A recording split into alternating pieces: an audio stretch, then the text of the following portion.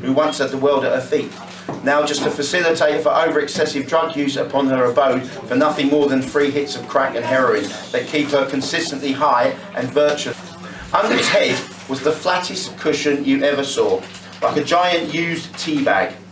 Still, it was the only cushion in the room, so it felt to him like he'd bagged a trophy of some kind. Something that helped him get his head down after a 4-day binge.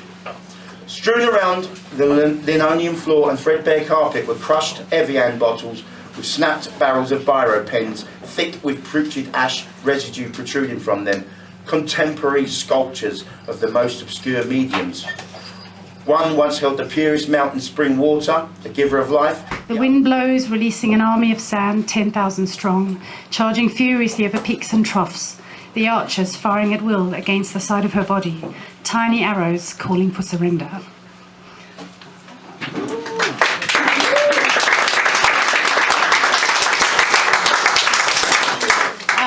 And then after that period, obviously I set some intentions. I wanted to radically change my life, get off the corporate rat race. You know, you realise life is quite short, and didn't want that anymore. So and so then, thank you. Definitely. And then London's doors just started shutting. I mean, you ask for something, you're going to get it. So just before I moved to Kent, I lost my job.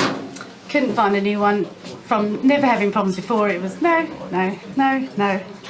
So I just had to start listening. But I was home one afternoon and my doorbell rang.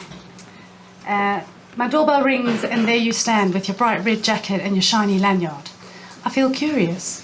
Then you talk of world poverty, educating children, female genital mutilation, and educating young men to ambassadors for these women, to stand for them against men who don't in their own countries. I feel sad. I know the question about donations will arrive imminently, and when it does, I feel helpless. I don't have money for myself, let alone money for hungry children and mutilated women. So I say I'm sorry, but I can't. I'm currently unemployed, you see, and still looking for work. I feel guilty. You continue to press, reframing your question, asking for my money. You say I can take option 2. Wait 6 to 8 weeks, then donate.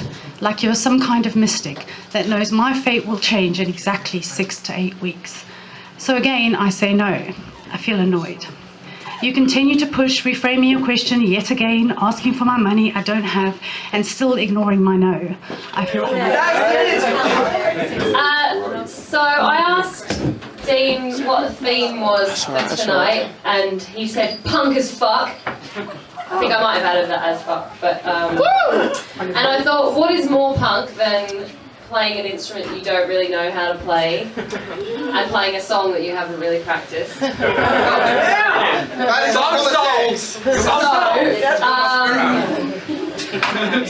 I'm going to play this at the beginning of my set, because if I really fuck it up, then I've got 2 more after. This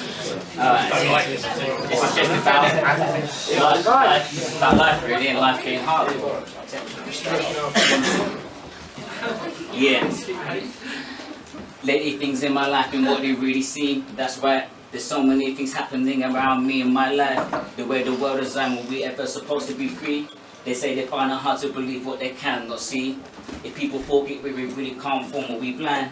This day and age, people don't know what's the meaning of unity, politically correct society, and paranoid. I keep on telling them that I keep telling myself. They can't cure my health, they can't cure my pain with medicines. Right now my life looks like an unstopped Rubik's Cube. I'll be reflecting on my life, the shit I've been through. Still trying to breathe, but Mr. Grief is suffocating me. Arms, can I raise them? Speech, is it slurred? Time to call 999. And you kept on fucking me because you were confident that if you came, you'd be better placed to save my life. Well, that's the most beautiful thing anyone has ever done for me. Fucking hell, Millie, I'm like a gunship here. I want to blow my load all over your tits right now. How about you get an Uber to mine and we share a furry breakfast? I want to fall asleep on your knees. I was still angry at those words, and I wanted to prove her wrong. She was long gone from my life, but those words still haunted me and taunted me at night. Matthew, you will never amount to she. Like a boogeyman would mine. Early 20s, I managed to blag myself a good job. It came with a nice car and a 3-piece suit, and every day I went to work was like a big fuck you! Because I was proving her wrong. There wasn't a decision I'd made for so long that wasn't based on my anger for those words. You will never amount to shit. It took me a decade to realize that although the path has never been smooth, those words she used pushed me, pulled me down a different path, certainly a different path than 15-year-old I had planned. Now at night, those words no longer taunt me and haunt me. They hold me tight and whisper in my ear, Matthew, you will never amount to shit. I used to think if I ever met Miss Hogarth again, I'd tell her to kiss my ass. But now, knowing what I know, I'd kiss her cheek and say thank you, because I'm not sure exactly. She don't go out anymore because she's been and done it all before. Same old posers, same old drugs. She's so bored she can't be asked. Hum, drum, this can't done. Once upon a life was fun. Life is harder than you think. Pour me out another drink. Everything's so green and fine. Chop me out another line. Paranoia, can't enjoy her. Another line, but still you snort her. Boom, shack, heart attack. When you're gone, you can't come back. Down, down, bring her down. Snort the white and chase the brown. Did they not tell you brown sugar is so taboo? On the skag trip, so lethargic. Now your life ain't worth a damn. Shit. Tick, tock, tick, tock. Methadone, stay at home, kick the habit, all alone. Everything you had you sold, baggy-eyed and looking old. Help her, please. Somebody help.